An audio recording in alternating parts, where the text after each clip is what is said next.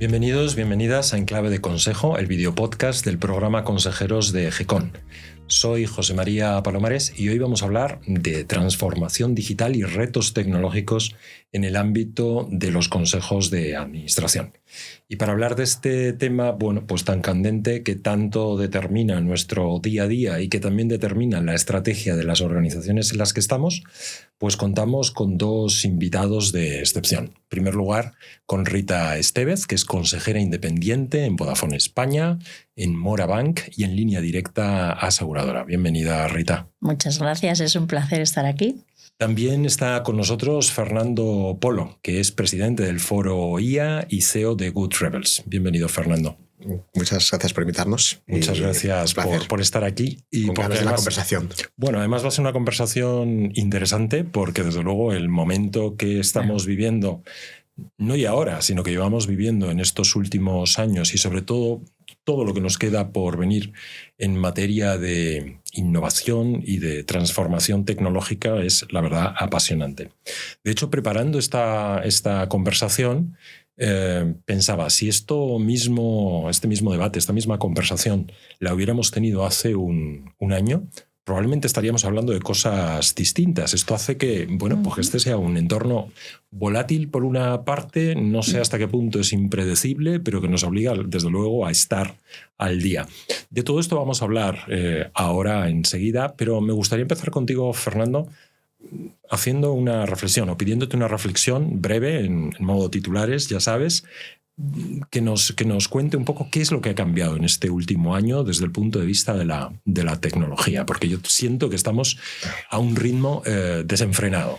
Sí, es verdad que hay muchos avances tecnológicos, pero el conjunto de tecnologías que se denomina inteligencia artificial se come los titulares, ¿no? Entonces, casi todo el foco de avance tecnológico en estos últimos, diría, 3 años, aunque ya venía de antes, está muy centrado en esa parte, ¿no? De IA generativa, los modelos, los LLMs.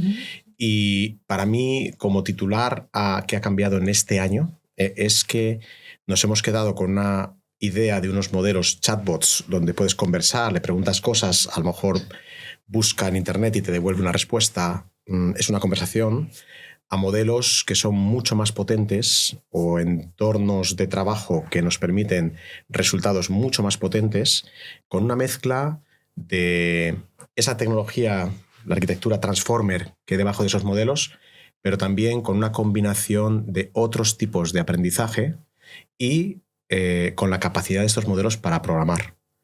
Como anécdota, si le preguntas a Opus 4.6, que es el modelo de hace 2 semanas de Anthropic, el modelo que está detrás, la empresa que está detrás de Claude, el modelo más orientado hacia la empresa, seguramente para responderte va a construir un documento complejo y va a haber programado Python, va a haber hecho simulaciones, no va a fallar. Es muy raro que llegue a alucinar. Ha hecho una búsqueda fuerte en internet para asegurarse que está a la última semana, las últimas 2 semanas. Entonces ese cambio es importante porque nos quedamos un poco con la sensación de que las fotos que hacían de personas tenían 6 dedos, pero eso ya no ocurre desde hace 2 años. Pero si tu primera aproximación como ejecutivo, como consejero de una empresa, es que probaste esto y viste que no era tan útil, es posible que estés equivocado. Porque estamos en un nivel de sofisticación mucho y de atención al detalle que lógicamente hace que también se aporte mucho más valor. Yo, por aportar un poco, y también desde la perspectiva del consejo, pero primero estoy de acuerdo que el último año, aunque parece que no, a nivel corporativo sí ha habido grandes cambios. Porque es verdad que a nivel de las grandes tecnológicas esto es un no parar. O sea, es a modelo por, no sé, no quiero ya ni ponerle un rango de tiempo, pero a nivel corporativo, aunque ha sido más silencioso, siguen pasando muchas cosas. En primer lugar, lo que ha comentado Fernando, hemos pasado del asistente, ¿no?, que aumentaba nuestra capacidad, sobre todo de gestión de información de la compañía, y la ponía a disposición de, por ejemplo, los agentes en un call center, etcétera, a los agentes de la IA. que ya no solo analizan y te proponen una respuesta, sino que toman una decisión y se conectan a sistemas operativos y aplicaciones dentro de la compañía para ejecutar tareas dentro de una serie de parámetros. Entonces, este es un cambio revolucionario. El segundo que yo he visto a lo largo de estos últimos 2 años o 1 año es que enfocamos esto al principio como casos de uso. Vamos a hacer un piloto, un caso de uso en marketing, en software, desarrollo de software, en el call center, un chatbot, etc. Pero ahora nos hemos dado cuenta que esto no escala, que son soluciones no rentables. Entonces estamos orientándonos hacia lo que llamamos la IA embebida o integrada en el core de los sistemas de la compañía, no ya como modelos desacoplados y por encima del stack tecnológico, sino integrados en el core de los procesos y de las operaciones de la compañía, que es la única forma entonces de reutilizar componentes y de rentabilizar esta tecnología. Entonces, esto es como yo he visto en las diferentes empresas en las que estoy que ha ido cambiando el enfoque hacia esta tecnología en su adopción.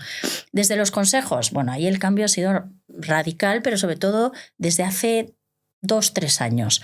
¿Por qué? Porque antes no hablábamos de tecnología. O sea, la tecnología era un tema commodity, era un tema de hecho obligado, que una vez al año el CEO venía y nos comentaba, ¿no? Oye, ¿cuáles son las nuevas herramientas? Estamos, ¿no? Y sobre todo, bueno, pues el presupuesto del año, porque al final tecnología, después de personas, siempre ha sido pues, uno de los más onerosos. A raíz de la ciberseguridad, ¿no? Que era uno de los mayores, con el avance de la digitalización surgieron los riesgos de ciberseguridad. Empezó a estar en la mesa de lo que son los consejos. A raíz, por supuesto, de la IA, donde se transforma en la principal palanca estratégica y motor, ¿no? De innovación y de transformación en las compañías para los próximos años, y también porque es un tema normativo. Hay normas como el reglamento de la IA que ya exige que sea la alta dirección, incluyendo el consejo, el que supervise toda esta innovación y esta tecnología. Por tanto, ahora sí hablamos, y no poco, de tecnología y en especial de la IA, también de la ciberseguridad en los consejos. Vamos a seguir hablando de ello, pero fíjate, nos contabas de alguna manera, Rita, que el proceso ha sido, ¿no? Utilizar la IA en el ámbito casi de la productividad personal en primer lugar, después la identificación de pilotos, ¿no? O de casos de uso en donde, digamos, de alguna manera pudiéramos identificar potenciales ventajas que, claro, que tienen la dificultad de que luego no siempre escalan. También, lógicamente, existen otros proyectos que están más vinculados a eficientar lo que ya verdaderamente tenemos operativizado dentro de las organizaciones. Pero yo en alguna ocasión, Fernando, te he oído hablar de que el tercer paso sería precisamente la generación de nuevos modelos de negocio. ¿En qué punto estamos ahí? Porque yo creo que la parte de la productividad, los casos de uso y esa búsqueda o generación de eficiencias y de sinergias, bueno, mejor que peor, esto lo estamos viendo todos los días. En la generación de nuevos modelos de negocio, ¿hasta qué punto la IA está teniendo un papel relevante? Es fácil verlo con revoluciones tecnológicas previas, cuando lo primero que haces es posiblemente integrar la tecnología en las cosas que ya tienes y lo haces un poco pues parcheado, ¿no? Dices, oye, ¿cómo puedo hacer más rápido este proceso? En lugar de a lo mejor cuestionarte que ese proceso ya no hay que hacerlo desde el origen, y entonces rediseñas por completo la organización o los procesos. Para simplificarlo, yo diría que hay esos 3 horizontes. Por eso que comentas lo pondría en 3 horizontes. El horizonte 1 es ese punto que estamos diciendo de, oye, ¿cómo hacemos más eficiente? Se puede ver desde eficiencia, reducción de costes, y se puede ver mejora de las ventas. Es decir, aplicar IA o tecnología para time to market, claro, para vender más, personalizar ofertas, segmentar al cliente. Para ganar cuota de mercado. Entonces, digamos que ese horizonte 1, el consejo lo ve a corto plazo diciendo, oye, hay que trabajar ya en ello porque la tecnología lo permite, hagámoslo. El horizonte 2 yo lo pondría en un paso nuevos servicios o productos. Ese ya es más complejo. No se desarrollan servicios. Servicios es como, por ejemplo, imagínate El debate es académico, porque entre el Horizonte 2 y el de Horizonte 3 son nuevos modelos de negocio. ¿Vale? Es académico, digo, porque, ¿qué es exactamente un nuevo servicio y en qué momento un nuevo servicio es un nuevo modelo de negocio? Pero para simplificarlo, una Barbie, como pasó con Mattel hace 10 años, una Barbie que se conecta por Wi-Fi y le responde al niño utilizando IA, es un nuevo producto, es meter la IA en un nuevo producto. O sea, en un producto existente que ya no es exactamente el nuevo producto, ¿no? Un servicio, pues podría ser, oye, igual que yo te daba este servicio, un servicio online, es casi lo mismo. Me está satisfaciendo la misma necesidad, pero yo lo estoy entregando con las capacidades tecnológicas embebidas. Ese Horizonte 2, yo creo que es el que estamos viendo ya o empezamos a ver ahora, donde dices, oye, hay nuevas... Generalmente viene por la presión de las startups. Yo todavía tengo mucho que perder o estoy enfocado en mis servicios actuales. La startup llega y empieza a, pues como en digitalización, la banca digital, como lo que sea, ¿no? Aunque ahí ya puedas decir, vale, pero que es, insisto, Horizonte 2 o 3, nuevo modelo de negocio, ¿no? El Horizonte 3 al final es decir, oye, es que es posible que... Bueno, pues que la educación tal y como la conocemos, ¿no? Diría, un curso online es como un servicio que ya existía, pero digital, imagínate. Pero si de repente encontramos una forma de satisfacer la necesidad completamente, radicalmente diferente, posibilitado por esa nueva tecnología, es donde entramos en un nuevo modelo de negocio. Y ahí es donde hablaríamos de un Uber. Uber no podía existir antes porque al no llevar smartphones en el bolsillo no podías localizar, o un car sharing. No puedo coger un Webull porque una llave digital para abrir el coche cuando yo llego allí me localiza dónde está el coche. Y sobre este punto en particular, Fernando, ¿qué estamos observando? ¿Hasta qué punto están apareciendo esos nuevos modelos de negocio? Lo que ya se empieza a ver es posiblemente la IA de antes de la IA generativa, de la llegada de ChatGPT, es la IA aplicada a los datos. Hay empresas como Rolls-Royce que cuando venden motores para aviones ya no solo venden motores, a veces venden horas de vuelos sin fallos. ¿Cómo hacen eso? Porque han conectado todos sus sistemas cuando el motor se integra en el avión y entonces están analizando permanentemente los datos. Lo ha hecho Telefónica, ha querido lanzar algo parecido con un servicio de datos. Al final es un modelo de negocio diferente porque puede que a una empresa que ofrecía un servicio ahora le dé una oportunidad de ingresos o de nueva relación con sus clientes existentes o con otros clientes. Y casi todo lo que estamos viendo viene un poco por la explotación de datos. Es decir, ¿por qué? Porque la explotación de datos lleva más tiempo. Y porque la IA se alimenta de datos. Y la IA se alimenta de datos. Yo, por ejemplo, estoy muy conectada con qué está pasando en Estados Unidos en banca y estoy de acuerdo, estamos en esa fase 2 a nivel corporativo, aún no estamos en la fase 3 porque falta un poco un grado de madurez de esta tecnología, absolutamente, y también de adopción por parte de las empresas. Pero vamos, por ejemplo, en banca se están viendo que se están creando pues nuevos modelos de relación con el cliente, donde se ponen a disposición de los clientes agentes de la IA personalizados que te permiten optimizar tus ahorros y tus inversiones. Ya no es un robo-advisor generalista, digamos, de dentro de tu segmentación. No, es que Rita con sus finanzas diariamente interactúa con su agente, o más bien el agente le propone opciones para optimizar su riqueza, sus ahorros y sus inversiones. Entonces, eso va a cambiar completamente el modelo luego operativo a nivel oficinas, a nivel relación con el cliente. Nosotros desde el Consejo, esa parte de, oye, vamos más allá de la productividad, es la que le pedimos al consejero delegado, porque esa parte de optimización de procesos lo hacen las áreas funcionales. El director de marketing busca herramientas que le pueden ayudar a ser más productivo. El de legal, el de recursos humanos quiere crear un chatbot para pues responder mejor las inquietudes o preguntas sobre nóminas de los empleados, o también pulsar el ambiente que puede haber en la compañía. Pero es el CEO el que tiene que estar un poquito más allá. Es el que tiene que estar pensando, oye, ¿esto cómo va a disrumpir mi modelo de negocio? ¿Qué nuevos productos y servicios puedo ofrecer? ¿Cómo va a cambiar la relación con el cliente? Y eso es lo que ese tipo de debate de valor es el que se tiene en el Consejo. No tanto si vamos o no a tener eficiencias y ahorros, aunque evidentemente lo que también preguntamos desde el Consejo es, oye, ¿esto cómo lo estamos monetizando? porque es otra de las grandes preocupaciones en el Consejo, es, oye, ¿cómo podemos hacer esta tecnología rentable? Que no es el caso en estos 2 primeros años. Hasta el año pasado. El año pasado hemos empezado a preguntar, oye, ¿cuál es el ROI, el return on investment de esta tecnología? O sea, ¿qué estamos ganando? Porque por ahora ha sido más inversión y ha sido casos de uso rentables que demuestran eficiencias de un 30-40%, pero que no han escalado, y al no escalar, pues entonces no son tan rentables. Entonces, esos son 2 temas que sí que estamos pidiendo desde los consejos. Vemos que, digamos, todo esto tiene mucho impacto a nivel operativo, a nivel relacional. Vemos que, digamos, es difícil separar lo que estamos haciendo hoy de lo que está por venir.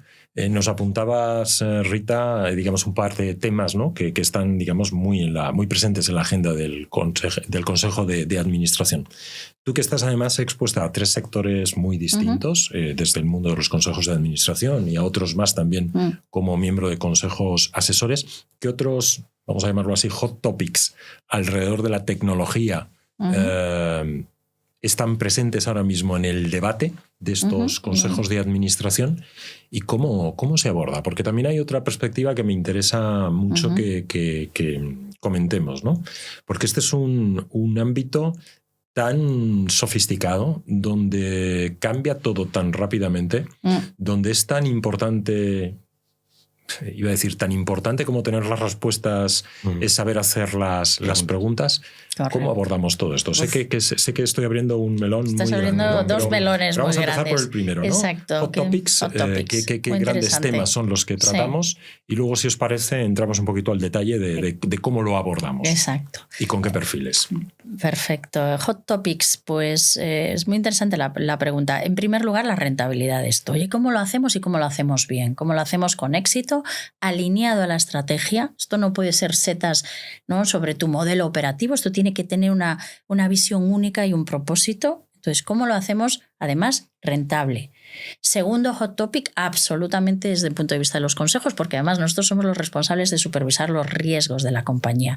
Y todos sabemos que esta tecnología, cuando es excepcionalmente y es extraordinaria, ¿no?, y va a ser muy productiva y eficiente para la compañía, pues también conlleva grandes riesgos de negocio, porque al final estás delegando decisiones en lo que es esta tecnología, riesgos de ciberseguridad, riesgos de privacidad, porque se alimenta de los datos, riesgos normativos, porque ya hay sanciones si no se hace bien, riesgos de sesgos, o sea, muchos y muy significativos riesgos. Entonces, desde el Consejo, otro de los hot topics es cómo podemos asegurar que abordamos esto desde un punto de vista de riesgos y que definimos un marco de gobernanza sólido y robusto desde el principio. Entonces, que podemos tener controles y una supervisión humana en aquellos puntos donde, bueno, pues por su relevancia es necesario. El otro hot topic es desde un punto de vista de la organización y de las personas. ¿Cómo afecta esto a las personas? ¿Cómo va a ser la organización del futuro? ¿Cómo va a ser el modelo de medición de rendimiento, el performance evaluation? Porque ya gran parte del trabajo la va a hacer la IA. ¿Cómo va a ser el modelo de aprendizaje en las compañías? Porque no va a haber juniors. Lo va a hacer la IA, pero para llegar a ser senior tienes que haber sido junior. Entonces, las personas. Y lo último es también un debate ético, ¿no? De cómo lo hacemos progresivo y justo y poniendo a las personas en el centro de nuestro debate, ¿no? Cómo va a ser el impacto que puede tener en el día a día de las personas, se van a perder o no empleos, cómo podemos prepararnos y anticiparnos a este momento. Yo creo que esos son parte de los hot topics. Unos cuantos, ¿no? Hemos hablado de rentabilidad, hemos hablado de riesgos, hemos hablado de personas y hemos hablado de ética. Quería, antes de que, porque me da la impresión, Fernando, ¿querías añadir algún otro? No, creo que son buenos hot topics. Puede haber alguno más, pero son muy buenos hot topics. Yo quería conectar con esto último que había dicho Rita, porque yo estaba muy empeñado que en esta conversación saliera el tema de las personas, pero dado que tú has dado un paso más y nos has llevado al ámbito de la ética, ¿cuál es tu visión para que hagamos todo esto bien? Tú eres autor de un libro que se llama Humanidad Aumentada, con lo cual, digamos, de alguna manera tienes un posicionamiento claro respecto a este ámbito, con un discurso tecno-optimista racional, si mal no recuerdo, es así como lo definimos. Pero ¿cómo nos aseguramos? ¿Cómo nos aseguramos de esto más allá de la mera reflexión? Iba a decir mera reflexión ética como si eso no fuese suficiente, pero es cómo nos llevamos la reflexión ética a la realidad, para que esto verdaderamente sea así. Eso es un otro melón. Bueno, fíjate que uno de los hot topics, y ya también abres y es muy grande, ¿no? Está habiendo bastante trabajo desde summits internacionales para hablar de riesgos, ya no solamente desde la perspectiva empresarial, riesgos generales de la IA. Está habiendo regulaciones específicas que afectan a las empresas que producen IA y a las empresas que usan IA. Está habiendo esfuerzos empresariales liderados por las empresas más, más avanzadas, creando los grandes tech, creando los modelos más avanzados. Está habiendo reflexiones académicas porque los modelos más avanzados no solo están en manos de Google, Anthropic, OpenAI, también están siendo replicados en modo open source, ¿no? En código abierto. Y hay un gran debate ético sobre si la gran empresa la podemos regular, no sé cómo decirlo, la podemos regular o la podemos... es un player importante en el debate social alrededor de la IA y el debate ético. Y, por ejemplo, Anthropic, que es la empresa detrás de Claude, y hablamos mucho de ella hoy posiblemente porque en los últimos 3 meses ha ganado más relevancia frente a OpenAI que anteriormente. Sí. Anthropic ha sido siempre su CEO y su esfuerzo por un debate ético, por un debate de anticipar riesgos. Está generando titulares al respecto de su estudio. Ellos mismos son posiblemente el mejor laboratorio de riesgos que existe a día de hoy en el ámbito de IA, aunque haya otros y haya otras empresas, y hay otros laboratorios como Hyde de Stanford, que es independiente, ¿no?, a las empresas que lo producen. Pero las empresas que lo producen están día a día actuando con esos modelos.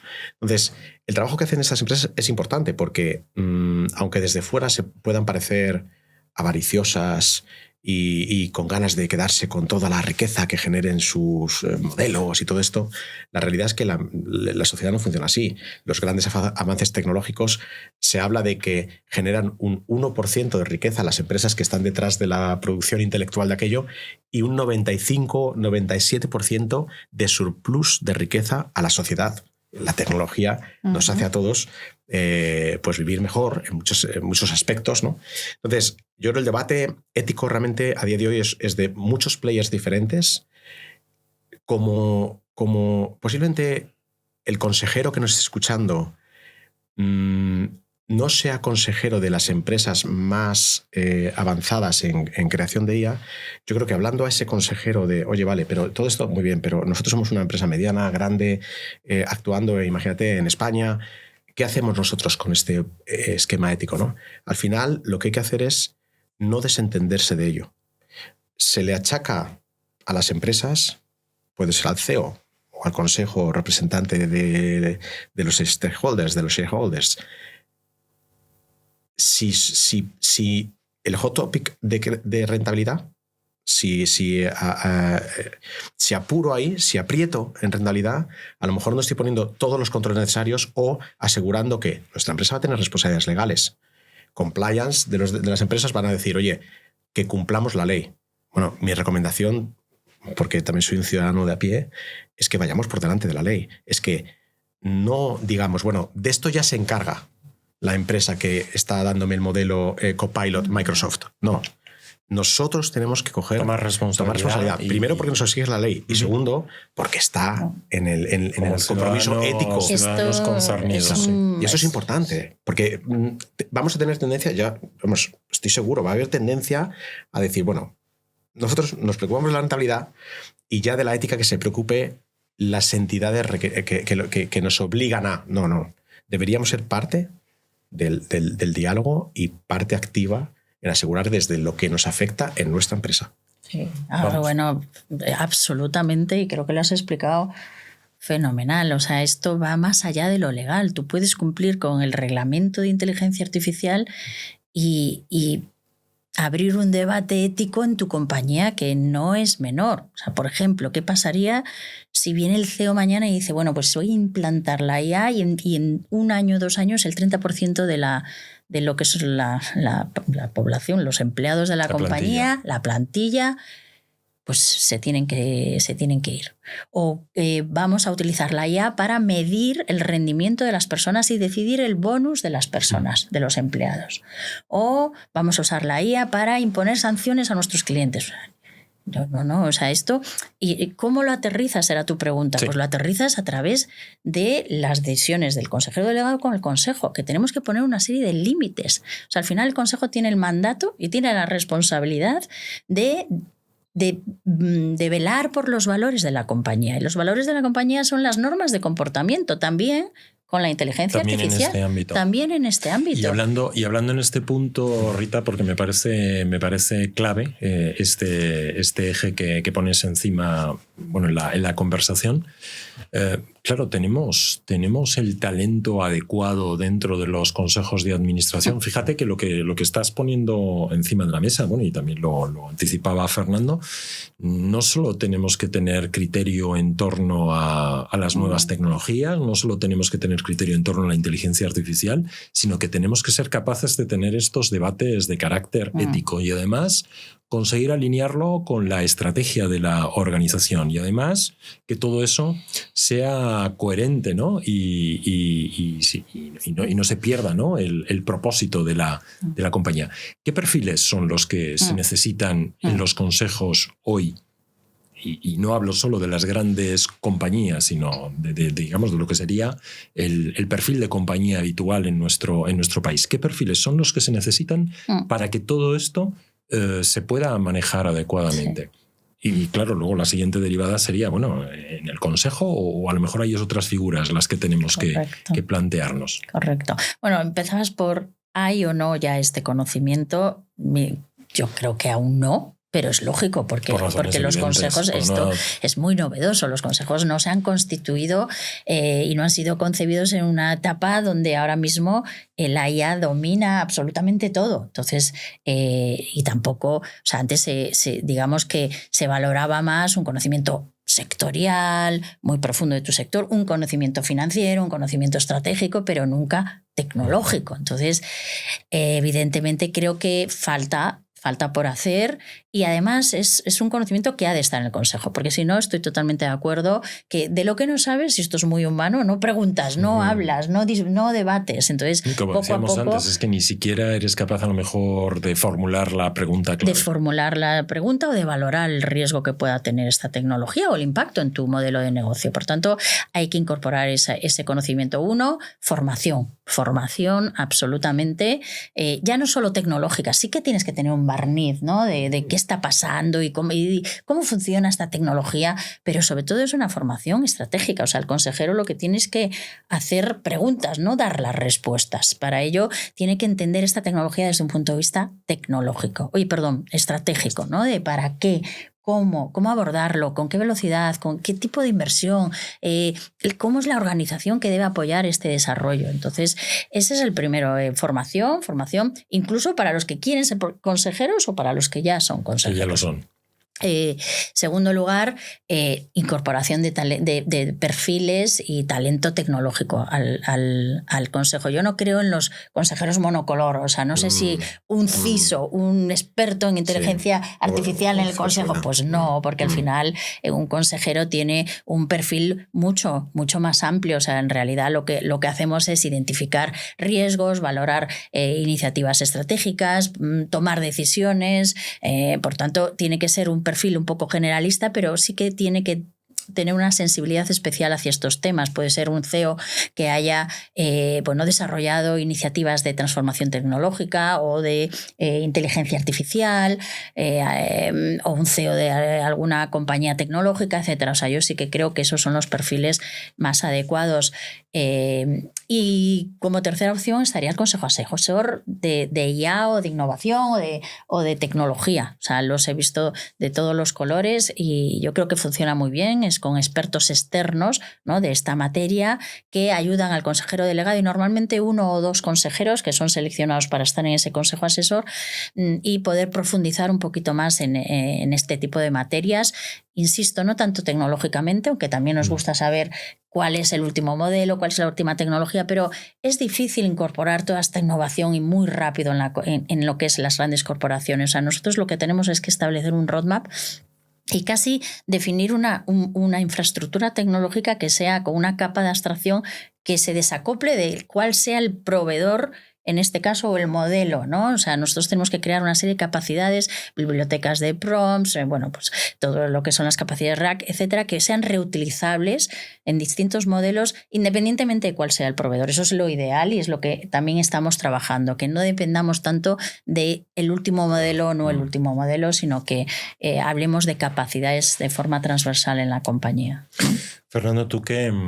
Bueno, me consta que acompañas a comités de dirección, asesoras a compañías, a consejeros en todo este, digamos, pequeño lío del que estamos hablando a lo largo de esta conversación.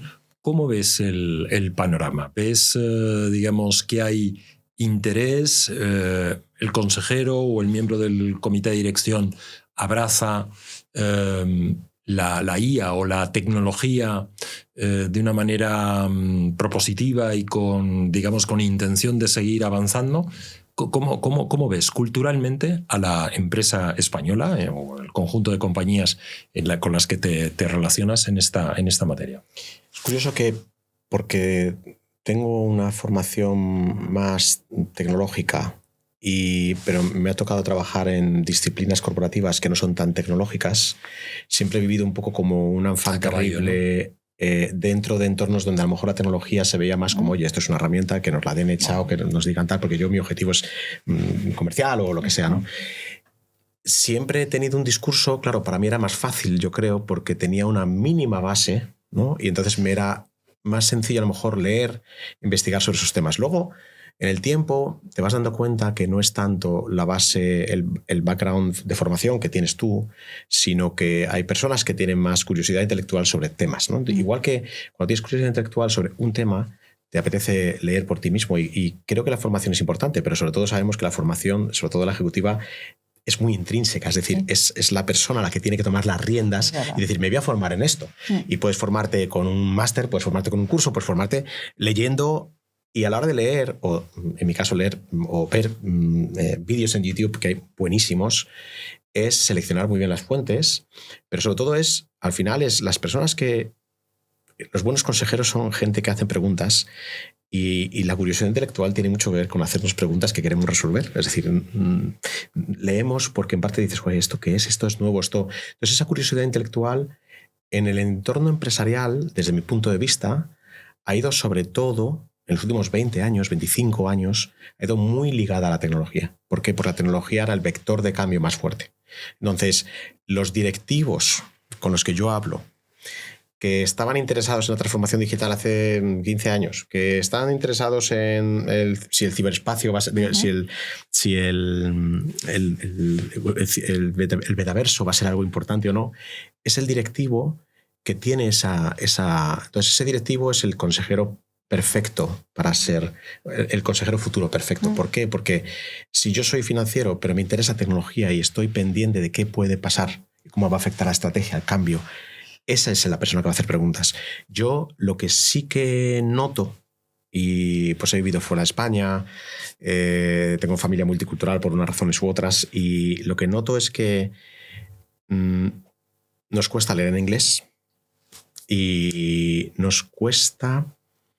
Yo siempre recomiendo intentar combinar la lectura generalista con la lectura especializada. A lo que voy es, la mayor parte de lo que se comparte en entornos directivos lo compartimos desde la expansión, si me apuras, desde el Financial Times, y estamos dejando de lado la expansión y el Financial Times tienen que hacer un buen trabajo para que la pieza que te produzcan esté más o menos equilibrada y moderada. Pero la prensa generalista tiene tendencia a titulares que hagan clic y que vendan. Entonces, y en este ámbito, con mucha más intención. Es más fácil que te vendan una noticia que te interesa leer si ponen la foto de Terminator que si ponen una foto de cómo AlphaGo, a través de una técnica que se llama Reinforcement Learning, llegó a batir a Lee Sedol, ¿no? A lo que voy es, ese consejero debe acostumbrarse a tener algunas fuentes, digo algunas porque no puedes tener, la vida no te da para más, y los directivos hay mucha información. Entonces lo que al final vas consiguiendo es, tengo algunas personas, y hablo de personas y posiblemente con nombre y apellidos y posiblemente con un blog o un Substack a día de hoy interesante, de analistas que además no tienen que ser tecnólogos puros, son gente de estrategia. Si hablo de Benedict Evans, pues Benedict Evans era un analista de Venture Capital y su visión siempre orientada a tecnología siempre está vinculada a la estrategia, no a... Entonces, a lo que voy es ese punto de, oye, yo sigo leyendo prensa generalista, pero presto atención a esto. Yo creo que es difícil ser hoy directivo y no estar con un pie ahí puesto. No sé si es difícil. Lo que sé es que ese no es el directivo del futuro. Está claro. Bueno, yo invitaría a nuestros televidentes, telespectadores, a que se inspiren, por ejemplo, con el newsletter que lanzas cada semana, porque tienes, digamos, esa mirada, ¿no? Transversal, digamos, por una parte muy enfocado a las oportunidades que ofrece la tecnología, pero muy conectada también a la estrategia. ¿Qué otras recomendaciones podríamos hacer a las personas que nos estén viendo, que nos estén escuchando, Rita? Desde dos perspectivas, ¿no? La perspectiva de alguien que ya está en un consejo de administración y que empieza a sentir que esto de la IA a lo mejor se le está haciendo un poquito de bola. ¿Cómo somos capaces de retomar otra vez este punto para que como consejero pueda o como consejera pueda seguir aportando valor? Y luego desde la perspectiva de quien aspira a entrar en ese consejo, ¿no? Que todavía no ha conseguido su meta, ¿no? de sentarse en un consejo. Sí. Bueno, yo creo que lo ha explicado estupendamente Fernando. O sea, para mí la palabra es curiosidad.